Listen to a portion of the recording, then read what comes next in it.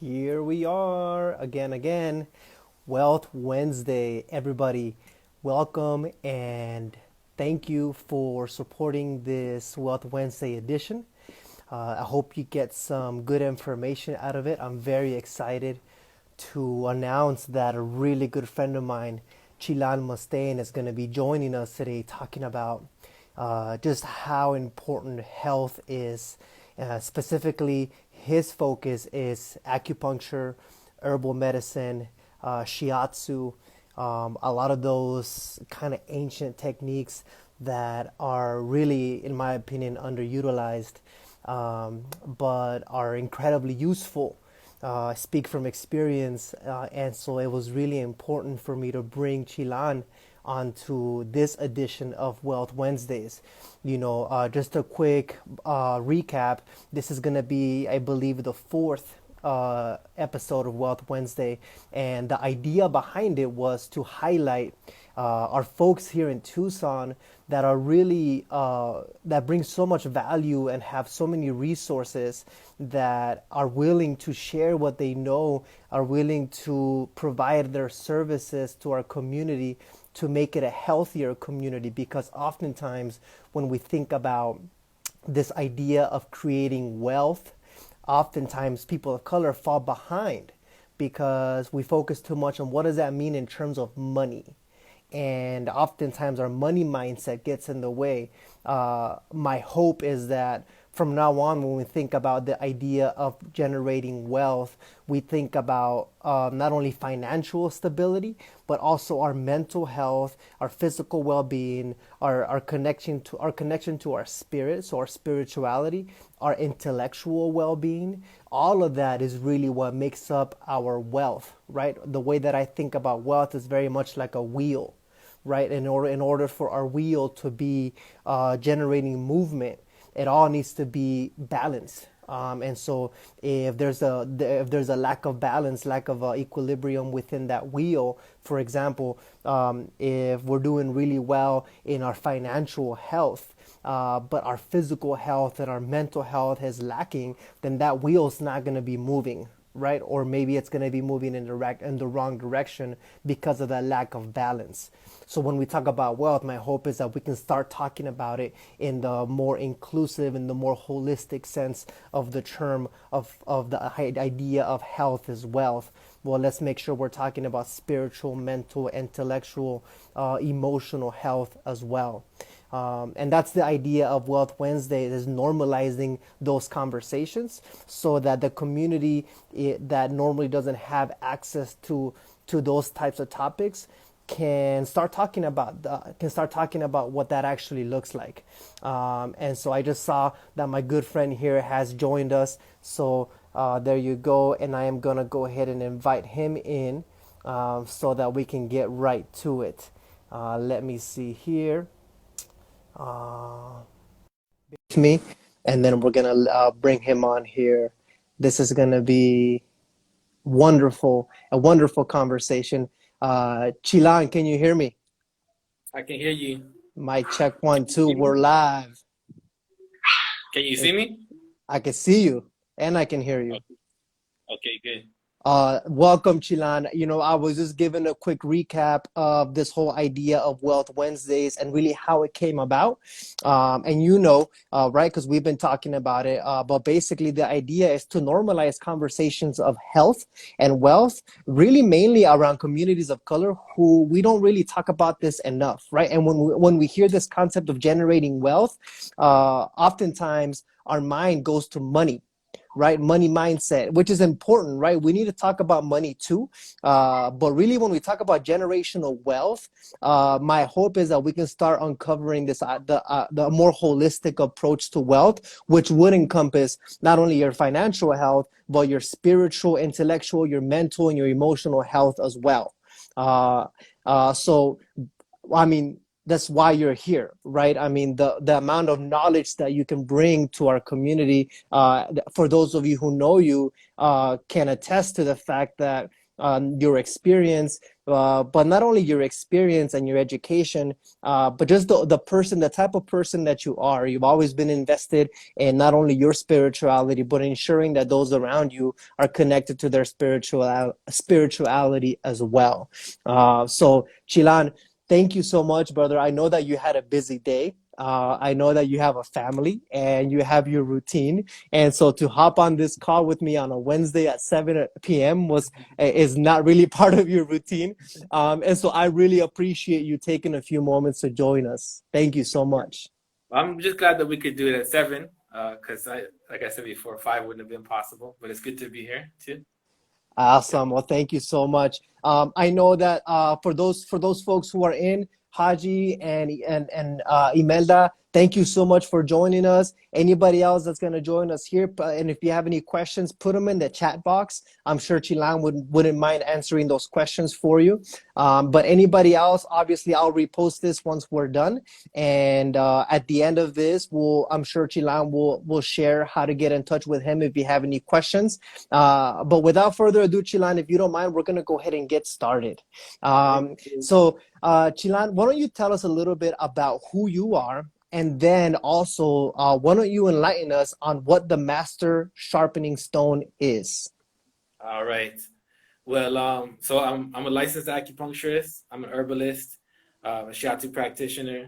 I've been doing those things for a long time.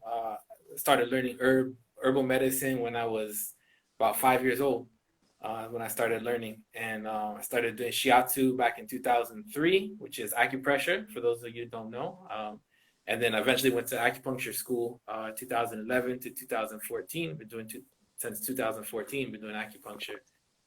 So I just keep building one thing on top of another, keep learning, keep adding. Everything just builds on top of that foundation. And so, acupuncture and shiatsu, are they from the same family tree? Kind of, yeah. So Oriental medicine coming from originally from China. From China went to Japan, and that's where shiatsu came about in Japan. And then acupuncture also went over to Japan. And mostly, if you go to school for acupuncture, what you learn is Chinese acupuncture. But Okay. because I already had this Japanese influence, when I went to school for acupuncture afterwards, I took further training in Japanese acupuncture, which I Okay. find to be more enjoyable to practice, really. And so that's what I did because it kind of blended well with the shiatsu that I was doing already anyway. Okay, so it made sense to go that route. And so before you go into Master Sharpening Stone, highlight some of the differences for those of us who don't know. What are some of the big differences between the Chinese acupuncture approach and the Japanese approach? So at one point, they cut the communication between Japan and China, right? Like they closed the border for like something like 300 years. So Okay. it continued to evolve in one direction on this island differently from the way it was evolving on the mainland. But another thing that happened is that in Japan, it was promoted as a career path for the blind.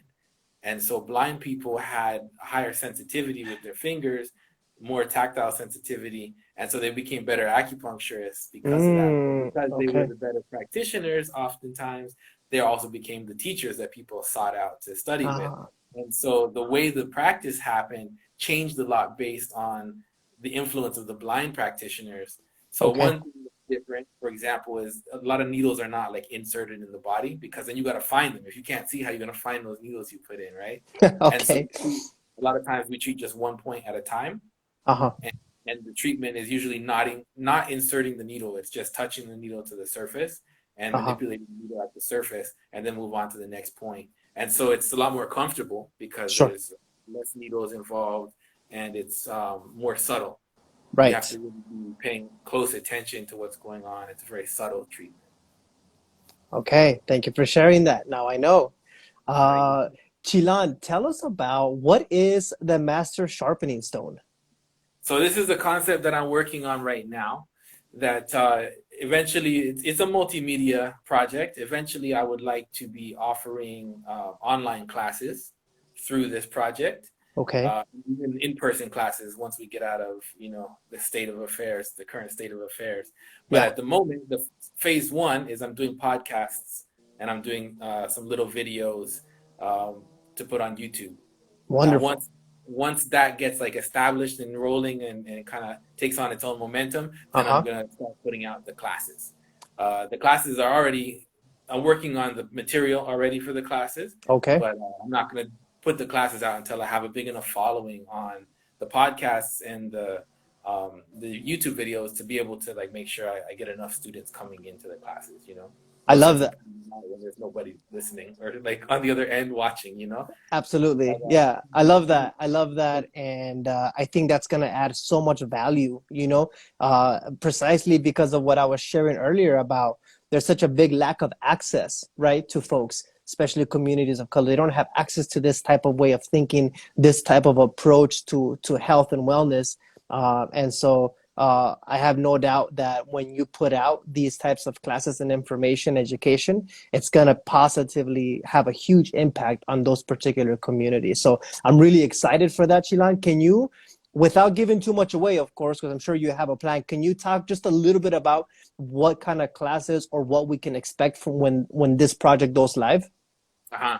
So I noticed that there's a lot of content out there that's just kind of glossing the surface. It's really just, just an appetizer of information that doesn't really go in depth. It's very superficial information.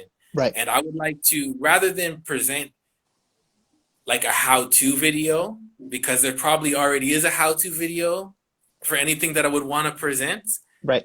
um, I would like to present deeper concepts and understanding of the way that healing happens. Mm, And so with the interviews that I'm doing on the podcast, I'm going to be interviewing different healers from traditional medicine people to MDs to other acupuncturists to my shiatsu teacher, calligrapher, all these different philosophies and different points of view. But I'm not asking them like, well, how do you do this or how do you do that? I'm asking them like, why do you do this or why do you do that? How do you operate within this whole paradigm, the way you see the world, the way you see the patient's health? right, And so I'm going to try and take it to a deeper level rather than like just how do you do this or how do you do that, right. 1, 2, 3 step type of process. That's amazing. I can't wait to see that, man. So Sheila, let me make sure I'm following correctly. And for those who have just jumped in here, just to catch you up, Chilan, you yourself, right? You're a licensed acupuncturist. You are also an herbalist. You are also trained in shiatsu, right? And so all those things kind of go hand in hand with Oriental medicine, right? Or natural medicine. I made the mistake some time ago to refer to that as naturopathic medicine. Can you touch a little bit about what the differences are between Oriental medicine, as we just described, and naturopathic medicine? Yeah, so naturopaths are like a particular career path, right? It's a different licensure and everything. And naturopaths, although they do tend to work with herbs and natural remedies, Sure. they they look at it from a different way. They Okay. look at it more like a Western medicine doctor does. In you need this particular element or vitamin in your body, so we're going to give you this vitamin or this herb that has this vitamin, More rather symptom than, approached. yeah. And so it's still a Western Occidental mindset that they're approaching it with. Okay. That's not. There's no judgment on that. It's Sure. not good or bad. It's a different thing. Absolutely. Whereas in Oriental medicine, like they're looking at things from a completely different way, and so we might use an herb in Western medicine differently than we would use the same herb in Chinese medicine for a Right. different goal because Right. we're looking at its actions in different ways, and they both work. Mm, that makes sense. Thank you for clarifying that. Chilan, talk to us a little bit about how you got started, man. Because you and I go back many, many, many, many years, and I mean, I have a pretty good idea, right, just based on like what I know of you. But for those of us who are just getting to know you right now and are learning about the Master Sharpening Stone, when, why did this Chilan come about? And why did you feel it was important for you to take on this role? Hmm. How far back? How Let's far back go. you want me to take that? We Let's only got half go. hour here. Let's go. When you decided to sign up for school, I think that was in like 2000, what, 14? 2002, I think. Okay, yeah, 2002. yeah. Yeah. Take us there. Take us there. So, I had grown up with herbal medicine. Like I said, I started learning when I was 5. My uncle was a medicine man, herbalist. He taught me a lot of stuff. And so then, I kind of got into being a teenager and I got into music and doing all this other stuff and like kind of that like went to the back of my mind. Right. Um, and so when I was after high school, I had a record deal. I moved to Montreal and I had a record deal up there. And I was just doing music and I was like, okay, I'm gonna do this for 4 years. And after that, like if I don't make a bunch of money and like, if it doesn't become sustainable as a career path, then I'm gonna go back to school. Sure. But I didn't know what I was gonna go to school for. I was thinking maybe I'll go to school for music or I don't know. Right. But in that time period, during those 4 years, my dad got sick with cancer and he almost died. Mm. And the person who saved his life was a naturopath, and she saved him with herbs and diet. And so I started, this is, if I'm gonna go back to school, this is like a useful thing to know. And I Mm-hmm. remember like this is in my background, I already have this interest. Right. So I said, okay, I'll go back to school for to study herbs. Right. So then I came out here to Tucson just to visit. And then I was supposed to go to Albuquerque to study herbs. While I was here, my aunt was like, you should go check out this school here and see about shiatsu because I was already into martial arts. And shiatsu was kind of like the bridge between martial arts to like herbal medicine, like it's Uh-huh. this intermediate step between like breaking people and healing people. And so I was like, okay, I'm gonna go check it out. And I liked it. And I was like, okay, I'll do that first because that was only 1 year. Whereas the herbal program in Albuquerque that I wanted to do was a 4 year bachelor's. And Okay. so I decided to do that. And while I was here going to school for shiatsu, the other school in Albuquerque went out of business and they got shut Oh, down. And so I okay. never got to go to that school to get that bachelor's in just herbal medicine. And so for a long time, I just stayed here, just doing shiatsu and studying herbs on my own, still learning more on my own. But eventually I got to a point where I wanted that piece of paper to be Right. able to do the things that I wanted to do, Right. I needed that degree. And so I went back to school like 2011 for the acupuncture Uh-huh. because within the world of acupuncture, like there's a lot of herbal knowledge in there too, and it was really the herbs that drew me to it. I didn't go to acupuncture school to learn acupuncture. I Right. went there and wanted to learn the herbal part of it. Right. And so it wasn't until actually my second year of acupuncture school that I was like, man, acupuncture is cool. And it's because we were in Mexico, we were in the F, and Esme got sick. She got asthma. She has asthma, right? And she got pneumonia while we were down there because the air quality is terrible, right? Right. And normally, like if I was at home and she had, all that congestion, I'd be like, oh, I got this. I break up my yerbas and like hook her up. Sure. We were in Mexico City. I didn't know where to get anything. I didn't know, and we went to the mercado there, but I didn't recognize any of the herbs they had. There's all this other Right. stuff that I've never encountered before. So I realized the limitations of herbal medicine is that Right. like it's very powerful and it can do a lot for you, but you gotta have it. If you don't have it, Mm. it's not gonna help you. And I realized about the acupuncture is like you don't even need needles. Mm. Needles are a tool that are helpful to have, but you don't even need needles. The other day, we went up to the mountains and we were zigzag up and down the mountains, and my daughter was like reading in the car, and she like got car sick from reading in the car in the mountains. And I had a pin because they were sewing. They had something that they were sewing in the car, and I took the pin and I used the pin to treat her to make the nausea go. Boom, that. Wow. You could That's use a incredible. toothpick, you could use whatever. Yeah, yeah, yeah, yeah. And then how about like pressure points? Like if you are not comfortable with needles, is pressure points an option? Yeah, it's the same thing. It's just more work for the practitioner. Right. Okay. A lot Uh, of people, anything that you can do with the needle, you can pretty much do with just finger pressure as well. It's just maybe going to take longer or be more work or not be as effective. But mm. needles are just something that make it easier and quicker. They're not necessary. We got a Tierra y Libertad one over there asking to tell her how. How did you actually do that? Where is the pressure point? For the card sickness, is Yes. pericardium sick. I can't see myself on the screen, so I don't know if you're looking. I don't know how I'm gonna do this with the. Oh, oh, can you still see my wrist like Yeah, that? yeah, I can It's see it. right I there. got you. It's right there. Okay. That point, yo, All right. All right. that's the one. This Lena. was good too. This was good too. Right here between the clavicles. If you hook your finger like this and push down, Uh-huh. that'll help you keep it in. If you're trying to throw up, you push down right there and it'll hold it in. Oh, all right. Choke Interesting. it back down. I like it. I like it. Noted. Um, Chilan, tell us a little bit about uh You choose a knife. That's Lena, huh? I wasn't even gonna entertain it. Tell us what is meridian therapy and what attracted you to it. So that's the style of acupuncture that I practice, which is the Japanese acupuncture. And like I Got said, it. it's That's really that's just the that's the formal name. yeah. Well, that's the English name, right? Got it. In Japanese, they call it Hari or Toyo Hari, but yeah, we call it meridian therapy in English.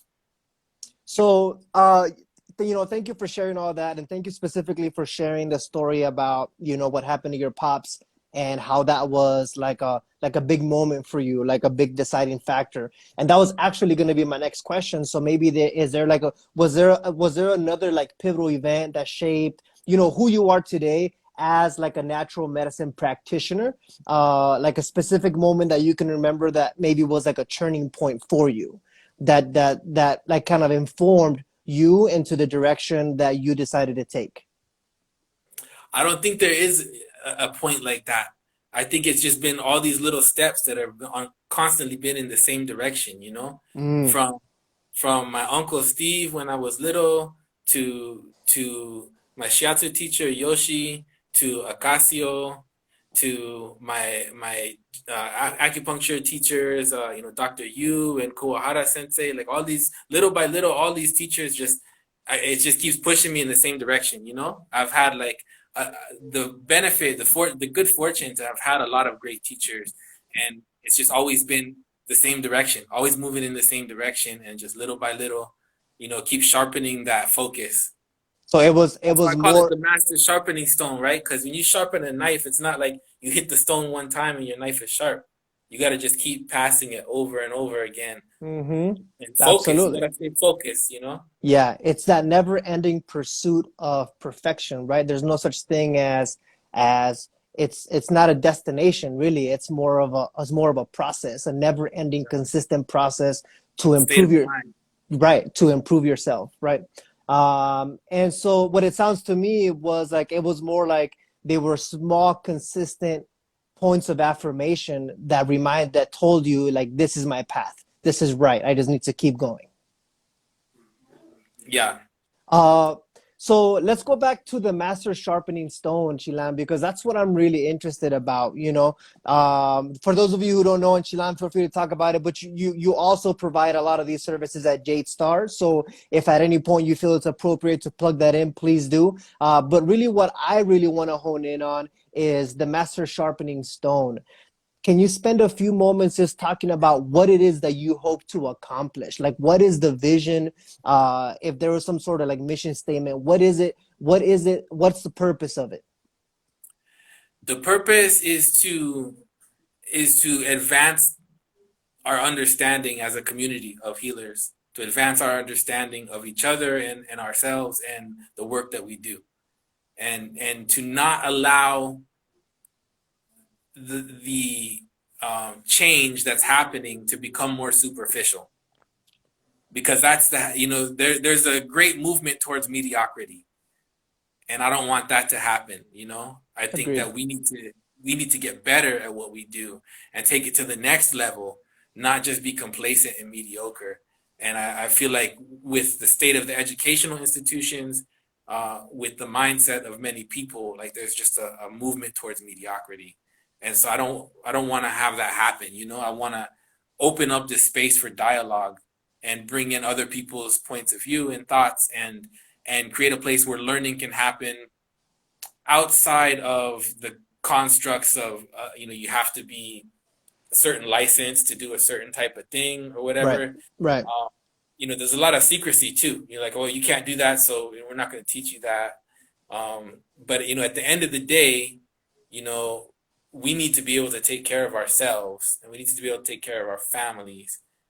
So we need to know things. Right. We need to have real knowledge of how to do those things, regardless of what your licensure is or what your rights, because you have a piece of paper that says you have the right to do that, or Right.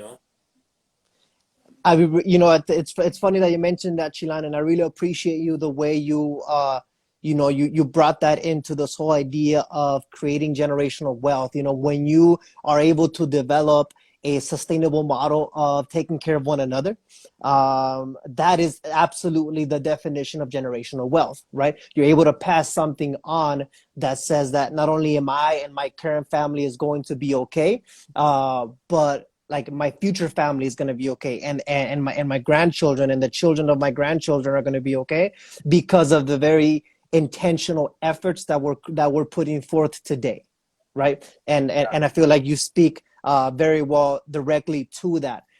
Just for clarification, though, Chilan, you said that the idea is to kind of elevate the knowledge and the understanding for healers so that they can better provide those types of services to the community.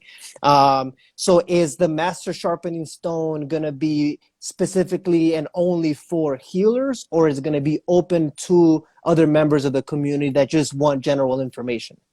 It's open to anybody, right? But the information that I'm trying to spread through there is not entry level information, because you can pick up anything and just read like some entry level information. So I'm Sure.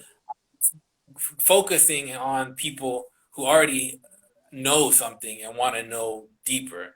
Right. But it's open to anybody. If you can jump in and swim, then jump in and swim. Even better, more power to you. Right. And I, and going back to what you were saying too about the generational wealth, I wanna point something out. Like, so my daughter, she's 12 years old, right? Like, I'm teaching her acupuncture. I'm teaching her to harvest herbs and to produce tinctures and all that kind of stuff, because I tell her you could be anything you want when you grow up, but you're gonna be a doctor too, because you mm, have to know how to take care of yourself. mm-hmm. You have to know how to take care of your children, your family, your community, and it's not an option. Right. You can't afford that option.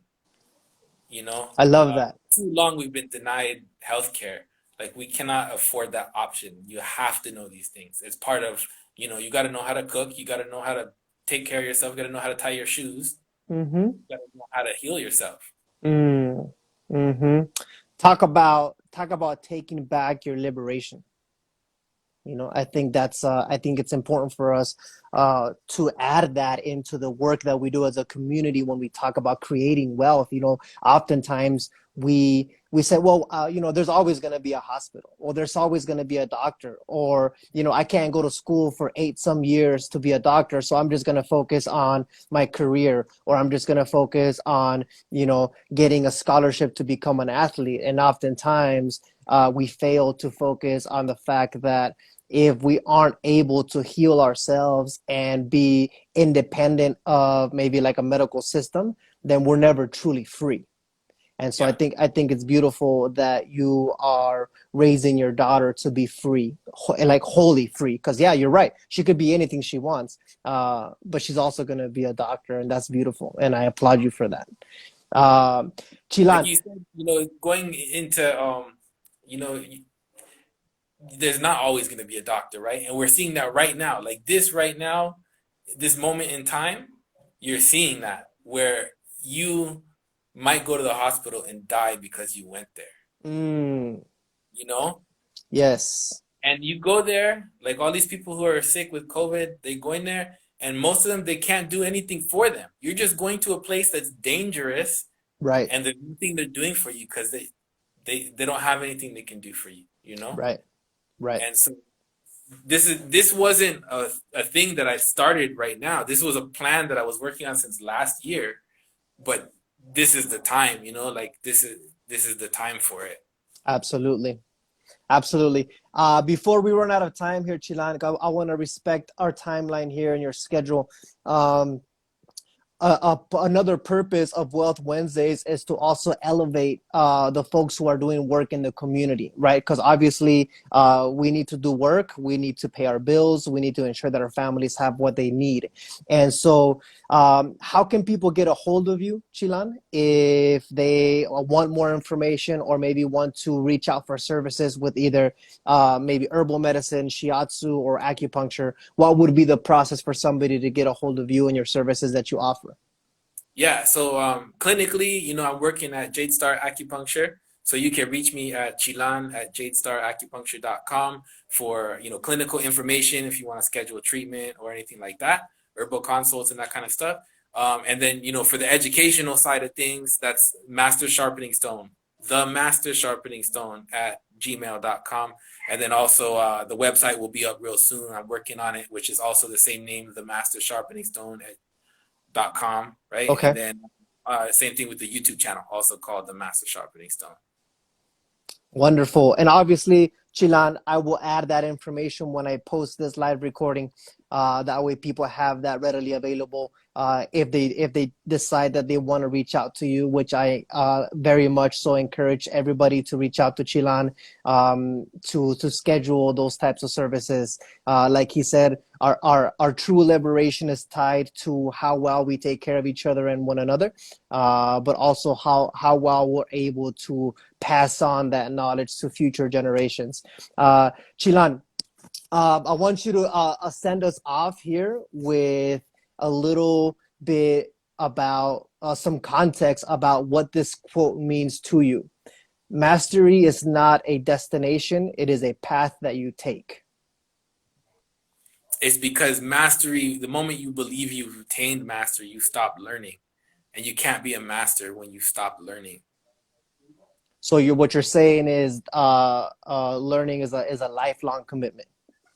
It's always striving to do better. Right. Right? Because no two patients are the same. No two patients are the same. So just because you feel like, oh, I've seen this 100 times, this person's different than the last one. And as soon as you get complacent with like, oh, I know this prescription, this point prescription is the same every time, it's not gonna work. And you stop trying and just start acting like a robot, then you're replaceable. That's right. You know what? I heard a quote one time that said, I'm probably going to butcher it, but it said, even if you're on the right path, if you're not moving, you're going to get ran over. Yes. Yes. So, yeah, good for you. You got on the right path, but you got to keep going. Yep. Well, Chilan, man, I love you, brother. I really appreciate you taking the time to join us here. Again, what we're trying to do is create healthier communities because health is wealth, and it's not just about financial stability or financial health. It is about ensuring that we're taking a holistic approach to how we move forward from here on out, ensuring that we're paying intentional attention to our intellectual health and our mental and our spiritual and our physical health so that we can enjoy being financially healthy, because one without the other isn't going to do us any good. So Chilan, again, thank you for taking the time. It is 7:33. I said only 30 minutes, so thank you again, and we'll be in touch. I'll share this recording with you, and I'll also post it on our social media pages for everybody to enjoy. Anything you want to send us out with, Chilan? No, that's it. Gracias, hermano. Gracias a ti, and we'll be talking soon.